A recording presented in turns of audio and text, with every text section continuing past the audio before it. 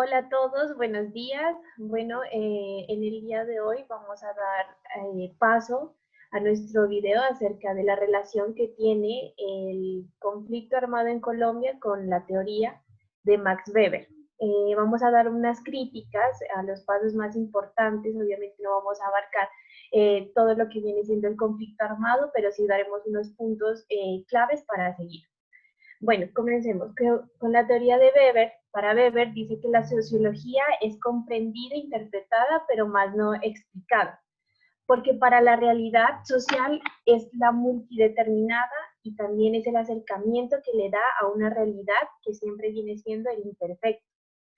Cuando Weber mira la sociedad, observa un conjunto de individuos, que viene siendo la unidad básica para toda la sociología para Weber. No mira a la sociedad como un conjunto, sino más bien a la persona de manera individual con unas subjetividades que tienen. Al mirar la sociedad se debe tener en cuenta elementos subjetivos que es en la realidad, o sea, lo que piensan y sienten cada uno de los individuos como manera subjetiva.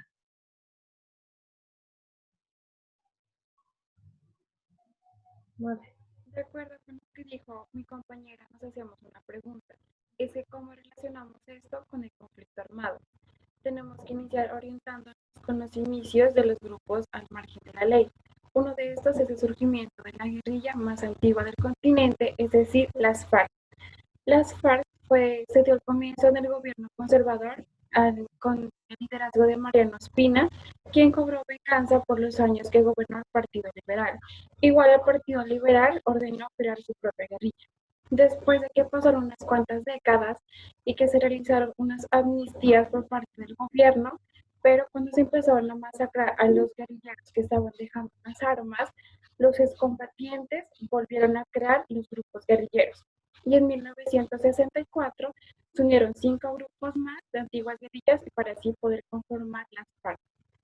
Todo este recuento también tenemos que tener en cuenta que hubieron actos que motivaron a diferentes personalidades, las cuales ya estaban desvinculándose de sus actividades ilegales, pero por diferentes motivos discutibles volvieron a las armas. Los paramilitares en Colombia, su origen más notorio fue en la década de los 80, cuando la guerrilla ya no tenía como un sustento de dinero para poder financiar sus guerras y empezaron a secuestrar a personas adineradas. En este caso, a la hermana de un narcotraficante muy reconocido que hizo parte de los extraditables, los cuales estos crearon unas estructuras para hacerle frente a las guerrillas. Bueno, para articular lo mencionado anteriormente por mis compañeras, tenemos uno de los objetos de estudio más importantes dentro de la obra de Weber, que es la teoría de la acción social. Entendemos que la palabra acción hace referencia a aquella actividad humana que está asociada a un reconocimiento propio por parte del autor.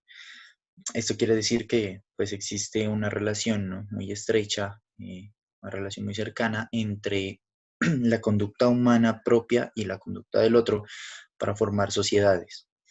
Eh, Max Weber es uno de los pensadores más citados del siglo XX y debido a esto, su doctrina o su idea económica y sociológica se basó en la teoría de la acción social, la cual reforzaremos gracias a la, a la idea de la monopolización de la fuerza legítima.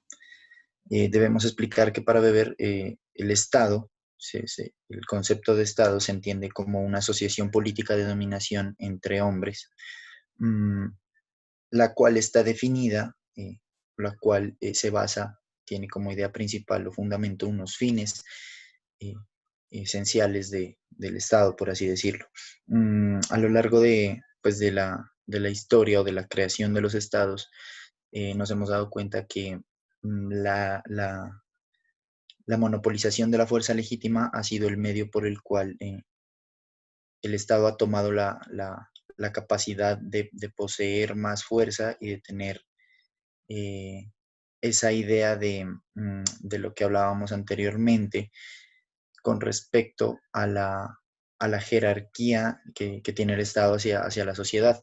Entendemos que para que esto suceda, mencionamos a otro autor muy importante que es Norberto Bobbio, el cual hace referencia a la validez, a la justicia y a la eficacia de las normas. En qué momento una norma es eficaz o es válida. Entonces, haciendo más o menos una articulación o una asociación a lo que dicen estos dos autores, es que si no hay una eficacia en las normas, van a haber otro tipo de acciones o de métodos, ¿sí? que hagan posible esta validez de las normas.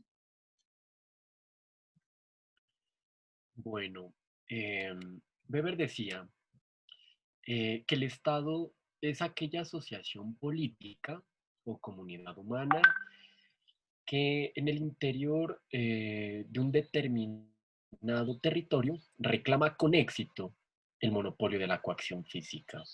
El Estado debe ser la fuente única del derecho a la coacción.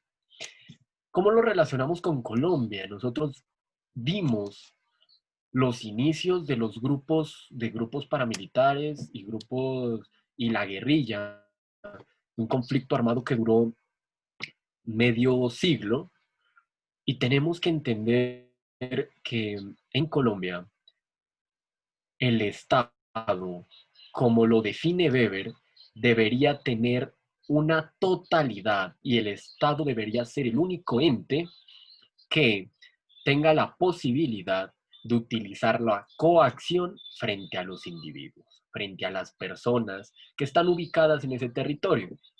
El problema es que en Colombia, en los territorios más inhóspitos, más recónditos del territorio, eh, no lo vemos, el Estado no llega hasta allá y miramos que los diferentes grupos al margen de la ley toman una autoridad en donde ellos dominan a esta población y esta población les hace caso a sus normatividades porque la coacción, ese monopolio de la coacción no tiene una totalidad del Estado.